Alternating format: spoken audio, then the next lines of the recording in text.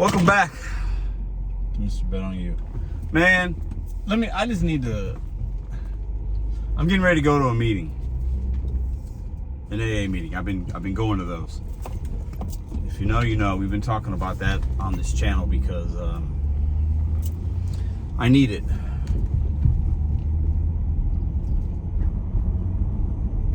I've been it's difficult to go through this process.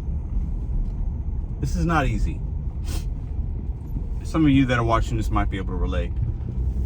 But this video is for men and women, because I think if you're a woman, if you got a husband, a boyfriend, a dad, a brother, a partner, or whatever, an uncle, this might help you understand what some men deal with. Because men and women are different. We have commonalities, similarities, but we are different. Fundamentally, at our core, we are different. The way we look at the world's different. The way we process things are different. Our emotions can be different. What's important to us can be different. How our love languages are different. How we cope with things could be different. It's just different. The way the world views us is different. But this video is mostly for my men, the men that watch this channel. Men struggle with things. Some more than others, obviously. A lot of us, when we were growing up, you know, you might have had a dad or somebody, or even a whatever, telling you, oh, rub some dirt on it, you're fine. Men don't cry. Men don't show emotion. Men got to be tough. You got to be a real man. You got to act like this. You got to do this. You got to do that.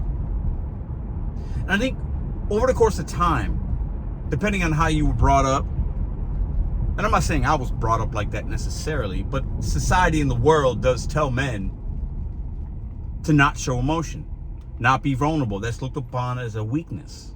Even in relationships, when you are sometimes too vulnerable as a man with a woman and you really shed everything of yourself and you're vulnerable and you share, some women, not all, don't like that. They look at that as weakness, and that relationship might not ever recover. You might have friends as men, and you are vulnerable and you share certain things with them. You share with them that you're going to stop drinking. You share with them that you're going to therapy. And some of your male friends will look at that as weak, and you might lose friendships. Can anybody relate? You guys following along? We're in this time now, though, that therapy and mental health and things like that, for men especially, is more socially acceptable. And more men are seeking that out as a way to get help. Because life is tough, man. It's tough. It's beautiful, but tough. It's a twisted thing that we live in.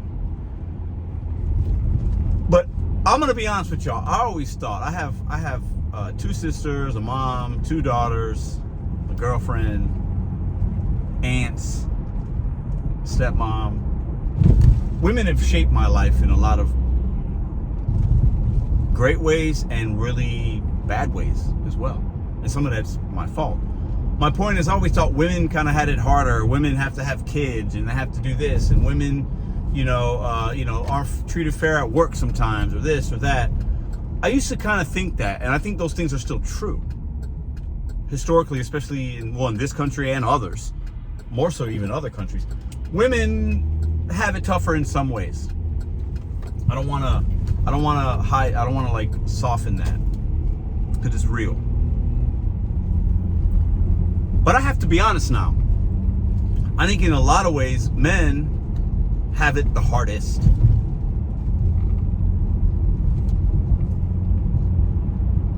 We're the ones that are going to war, mostly. We diet. We're more imprisoned. We have more mental health issues. Currently, we are not as educated, not as successful. Women are on the rise when it comes to those things. Men are at a crossroads. Some, not all. And I think a lot of men use alcohol, drugs, sex, whatever form of addiction to cope with things, because we have been told for such a long time to be a man is to not share, not do this, not feel, not cry, not be vulnerable. We've been told that. Not all, but many. So we look to a bottle or something else to make us feel better. It's like, I'm having a drink, I'm a man, I'm gonna do this, I'm gonna do that. And it can work for some, but it's not for all. Some of us are predisposed, we have this disease, we have an illness, whether physical or mental, and drinking, drugging, or having sex or whatever it is not good for some men. And we're already battling a lot. We just are. To be a father, man, you're always second guessing yourself. Am I earning enough? Am I setting my kids up enough? Am I doing the right things? Am I this? Am I that? And I think, I'm not a woman, so I can't relate. I would imagine some women deal with those same things as well. Probably especially if you're a single mom, but there are single dads out there. And I think we just assume men will figure out, we'll be okay, we'll be fine. I'm the head of the household, I'm this, I'm that, I gotta figure out. And those things are true. I believe in certain roles when it comes to men and women. I do believe in that. But for me, I think those roles can give you a false sense of reality and inflate ego and inflate your pride in a way where you won't, as a man, ask for help, ask for guidance, because you look at that as weakness when it's actually strength. It just is. And some men might be watching this like, Pedro, he's crying, he's whining again. I am. Thank you very much for that. I've lived in some ways a very wild, reckless lifestyle since I was in middle school. Since I was like 8th grade. That's when I was pretty popular in school. I liked girls. Girls liked me. I did this. I did that. I had a decent friends group. I played sports. I was just charismatic enough for people to believe my bullshit. I was always a hard worker, was able to have a job and hold a job and do this. And all the while, when I got older, drinking, having horrible relationships with women. And I thought that was what a man was. I thought, well, that's what I got to do. That's what these movies I watch, all the movie characters or TV show characters of the men that I would look up to and be like, man, that guy's got an interesting life, were not good men. The greatest characters in movie history to me are guys that are a little bit off and have a history or a past or something. And I always rooted for the bad guys in the movie, man. So I thought that was cool. My sense of reality of what a strong man is and what a weak man is has been wrong for a long time. I am not a strong man. Well, I'm not as strong as I will become. I thought I was. I am not. I have been weaker than I would like to admit, and I've suppressed and hid so much and drank and had sex my way and was never into drugs hard. I would smoke a little. I've smoked a few times. I've smoked or done it, not often, trust me. It's very rare. So in some ways, because of my personality, I'm glad I didn't get into any kind of hard drugs or anything like that. Anyways, to be a man, it is hard, man. And maybe it's just me. Some men, some of you guys watching this are like, well, I got to figure it out. Well, you might have had a different upbringing. You might have a different life. Maybe you have a faith system that you hold on to that helps you. I don't know. I don't really have those things and didn't have those things. But I have found hope in other people, other people that are similar to me. I have found hope in other people. And I have found that before one other time years ago with something else that I was dealing with, and it helped, but I didn't finish anything. And I've talked about that in a video I made weeks ago. I've never completed and finished any one thing in my entire life. And that is not me, what's the word? Exaggerating. No.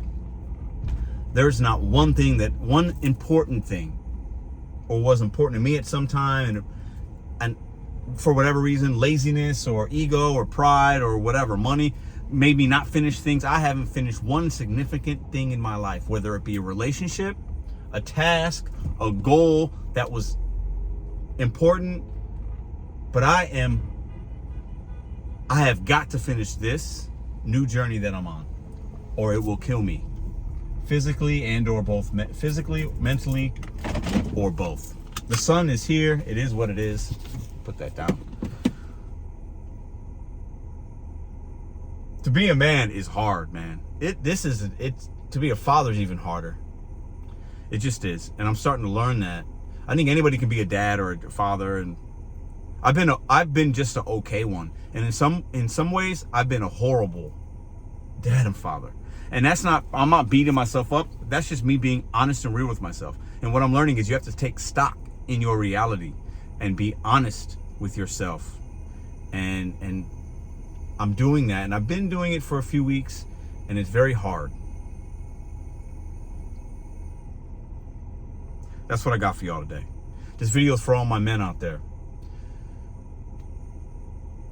You can find hope. I hope you find hope if you're struggling with something. I don't have the answers, but I'll continue to share my journey.